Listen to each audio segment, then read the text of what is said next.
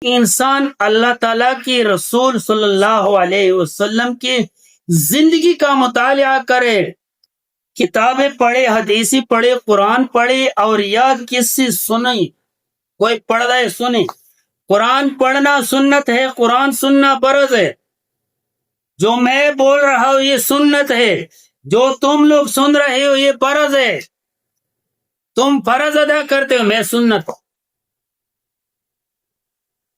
رسول اللہ صلی اللہ علیہ وسلم نے حضرت ابوبکر صدیق سے فرمایا کہ مجھے قرآن سناؤ۔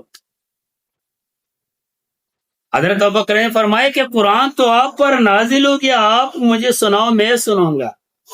رسول اللہ صلی اللہ علیہ وسلم فرمائے میں پسند کرتا ہوں کہ دوسرا بندہ پڑھے اور میں سن لے۔ رسول اللہ صلی اللہ علیہ وسلم کا پسندیدہ چیز کیا ہے؟ علم، قرآن، حدیث سننا۔ تو میرے بھائیو اگر اسی طرح بھی آج کل تو موبائل میں دین ہے، موبائل میں جہنم بھی ہے، جنت بھی ہے۔